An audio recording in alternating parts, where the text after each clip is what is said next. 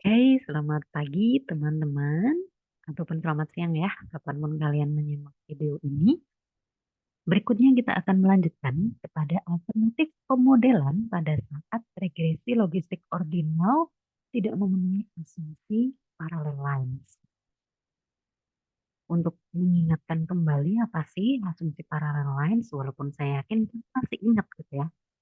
Nah, kita pernah punya yang namanya restricted model yang mana di sini setiap koefisien regresi itu nilainya sama untuk apa namanya setiap model wajib dan unrestricted model yaitu model yang mana tidak membatasi gitu ya sehingga di sini setiap koefisien regresinya itu bisa muncul nilai yang berbeda-beda gitu, untuk setiap persamaan logiknya.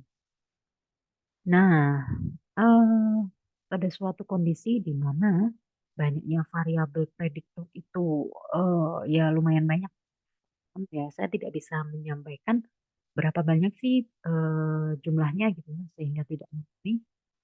Saya sendiri belum belum tahu thresholdnya atau batasnya berapa banyak prediktor yang harus ikut gitu ya.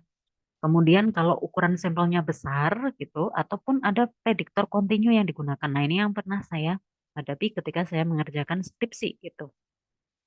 Seharusnya saya pakai apa namanya ordinal logistik, tetapi tidak bisa terpenuhi karena ukuran sampelnya cukup besar, kemudian ada juga prediktor kontinu yang saya gunakan.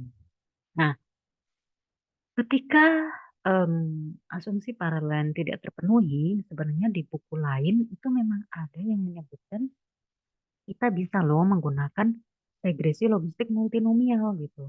Tapi itu punya keterbatasan ya teman-teman, karena pada dasarnya kategori-kategori dalam regresi logistik ordinal, maksud saya variabel responnya, itu kan punya sifat ordinal gitu, ada order gitu. Kalau kita menggunakan regresi logistik multinomial, maka kita akan menghilangkan sifat natural dari urutan yang ada. Gitu.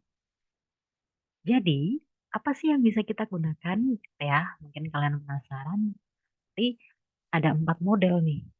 Sementara 4 model ya. Kalau nanti ada lebih banyak lagi ya, mungkin kalian bisa belajar sendiri. Yang pertama, yaitu partial proportional odds model. Kalau ada yang nanti lihat di sini, coba perhatikan di skripsi-skripsi yang sudah kalian catat kemarin. Ada beberapa teman-teman yang menemukan skripsi di mana koefisien regresi pada variabel-variabel tertentu itu berbeda ya. Lihat tugas yang kemarin yang saya lingkari ya teman-teman. Pada regresi logistik ordinal, yang saya lingkari itu menunjukkan bahwa skripsi tersebut mungkin menerapkan partial proportional odds di mana dia memiliki koefisien regresi yang berbeda pada sebagian variabelnya dan punya koefisien regresi yang sama di beberapa variabel prediktor lainnya. Sebagai ilustrasi nih ya teman-teman, misalnya kita punya 3 prediktor, 1, X2, dan X3. Setelah dilakukan pemeriksaan asumsi, ternyata koefisien regresi untuk X1 dan X2 itu sama, tetapi berbeda untuk X3. Sehingga kita bisa menuliskan dalam bentuk persamaan logit yang seperti ini. Yang saya merahi itu menunjukkan ini ya, berbeda. Selain itu, di sini ada indeks C, yang artinya dia akan muncul sebanyak persamaan logit yang terbentuk. Ini juga. Tapi untuk X1 dan X2 ini tidak ada indeks C, yang artinya bahwa di semua persamaan logit nilai dari beta 1 dan beta 2 itu akan sama seperti pada proportional odds gitu teman-teman. Itu adalah parsial.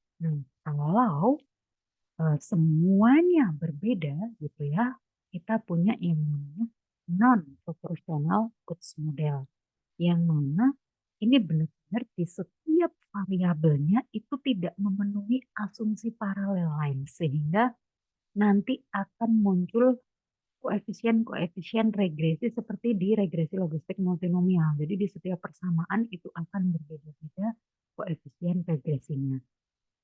Oleh karena itu, di sini dituliskan sebagai alfa J, ini juga beta J. Gitu. Ya, mungkin kalau kalian mau melanjutkan bisa juga jadi beta J X1, beta J X2, dan seterusnya gitu ya. Kemudian di sini ada pesan gitu ya teman-teman. Jadi gimana sih caranya untuk menentukan kita mau pakai parsial atau mau pakai non proporsional gitu. Untuk bisa menentukan itu, teman-teman bisa memanfaatkan uji brain yang tersedia pada perangkat lunak R ataupun statanya. Insya Allah besok ketika kita praktikum ini akan dicobakan ya. Jadi kalian tahu bagaimana mengidentifikasi variabel-variabel mana yang memenuhi proportional odds dan mana yang tidak memenuhi. Gitu teman-teman. Nah, alternatif model yang ketiga ini ada yang namanya adjacent categories logit model with proportional odds model. Jadi bedanya dengan model-model yang sebelumnya adalah kalau yang sebelumnya itu mempertahankan sifat kumulatifnya. Kalau yang ini, kalau kalian perhatikan, ini tidak ada kumulatifnya karena semuanya dengan tanda sama dengan gitu. Jadi tidak ada kumulatif. Tetapi kalau kalian perhatikan di sini, bentar, ini masih YI sama dengan J. Kemudian ini J plus 1. Jadi sifat ordinalnya gitu ya, itu masih bisa dipertahankan. Nah ini kapan digunakan? Ya mungkin ketika teman-teman eh, menemukan adanya suatu pencilan gitu ya. Atau mungkin sebaran datanya tidak proporsional ya. Walaupun sebaran data tidak proporsional seperti apa ya? Bisa jadi antar kategorinya itu punya proporsi yang berbeda-beda gitu. Misalnya kayak tadi kategori satu sangat kecil, kategori dua lebih besar dan lain sebagainya gitu. Jadi pada intinya nanti apa, asumsi paralel lain itu tidak terpenuhi gitu teman-teman. Nah, ini juga bisa menjadi alternatif lain ketika teman-teman tidak menggunakan partial proporsional ataupun non proporsional gitu. Nah, kelemahan dari sini ya sebenarnya bukan kelemahan ya, tetapi tantangan ya. Saya sebut sebagai tantangan nanti modelnya adalah lebih kompleks gitu. Karena dia tidak menggunakan sifat kumulatif. Jadi lebih kompleks, tapi saya tidak akan menurunkan rumusnya di sini. Ya, mungkin nanti kalau kalian penasaran dan memanfaatkan model ini di skripsi, nah baru deh kalian akan mengeksplor lebih banyak. Itu alternatif model ketiga. Berikutnya kita punya alternatif model keempat, yaitu continuation ratio logit. Nah, ini ada dua tipe. Tipe satu membandingkan setiap kategori dengan kelompok kategori yang lebih rendah. Ini maksudnya, coba kita lihat ya. Di sini ya ada len P1 dibagi P2. Bukan dibagi ya, dibandingkan gitu. Kemudian P1 plus P2 dengan P3. P1 sampai dengan PJ-1 per P3. Kayak gitu. Nah, ini kalau misalnya saya balik bisa nggak? Ya, tentu saja bisa gitu ya. Tinggal nanti odds-nya juga kebalik ya. P2 dibagi dengan P1. P3 dibagi dengan kumulatif yang lebih rendah. Yang ini J plus 1 dibandingkan dengan P1 sampai dengan PJ. Gitu. Kalau kalian masukkan ini kategori terakhir, ya, misalnya ini J-nya jadi J min 1, pasti nanti akan sama dengan ini kan, PJ. Berarti ibaratnya jadi P, J kapital dibagi dengan uh, P1 sampai dengan plus PJ. Jadi sama PJ min 1. Sama dengan yang ini ya, hanya saja saya balik. Kayak gitu. Nah, untuk model yang ini secara umum bisa dituliskan seperti ini, teman-teman. Sama dengan J plus 1 dibagi dengan kumulatif yang lebih rendah. Atau tipe 2. Tipe 2 ini berarti membandingkan suatu kategori dengan kategori yang lebih tinggi. Kita lihat. P1 dibandingkannya dengan sisanya yang tertinggi, P2 sampai dengan kategori terakhir. Kalau P2 gimana? P2 dibandingkannya dengan P3 sampai kategori terakhir, tapi tidak ada P1. Ya nanti kalau ada P1, hancur dong urutannya gitu ya teman-teman. Sifat ordinalnya jadi tidak terpenuhi. Untuk model yang ini bisa dituliskan dalam bentuk Y sama dengan J ini ya, yang atas, kemudian yang di bawah peluang YI lebih besar dari J plus 1 gitu. Oke, itu secara umum. Nah, saya akan membuktikan di sini apa namanya untuk continuation ratio logit ini apakah masih memenuhi sifat dari ordinalnya. Kita lihat ya teman-teman. Misalnya saya punya WJ sama dengan PJ peluang di suatu kategori dibagi dengan seluruh peluangnya. Itu. Ingat ya, ini dari kategori yang sama. Jadi misalnya P1 ya berarti P1 sampai dengan PJ. Kalau misalnya dari ini P2 ya berarti P2 sampai dengan PJ kapital. Misalnya nih, perhatikan. Kalau saya mau membandingkan antara PJ dengan J plus 1. Nah, itu J plus 1 loh ya, bukan PJ.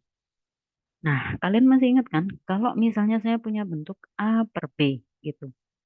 Kalau masing-masing saya bagi dengan C, ini juga saya bagi dengan C, sebenarnya ini juga sama saja dengan A per B kan? Artinya nilainya tidak berubah gitu.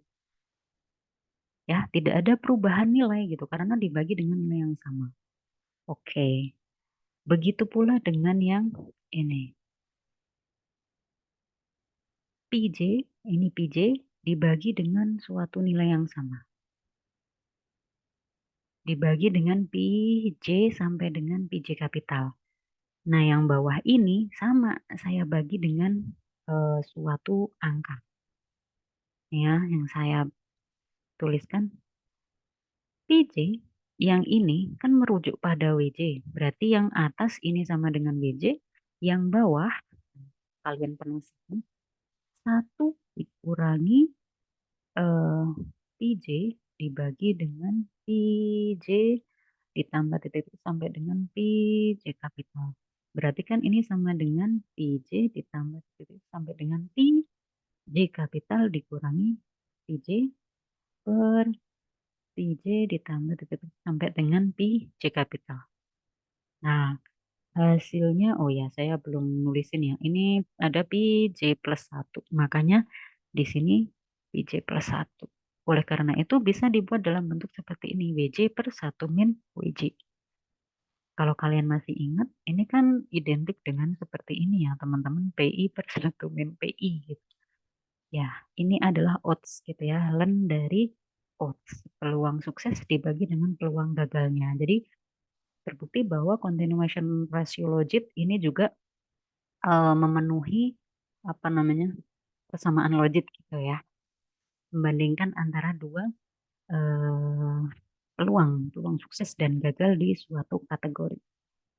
Oke, itu adalah 4 model yang bisa kita gunakan. Kemudian untuk R package-nya ada tersedia di apa namanya package Vigam gitu ya. Mungkin kalian nanti bisa install dulu. Jangan lupa sebelum praktikum diinstal dulu.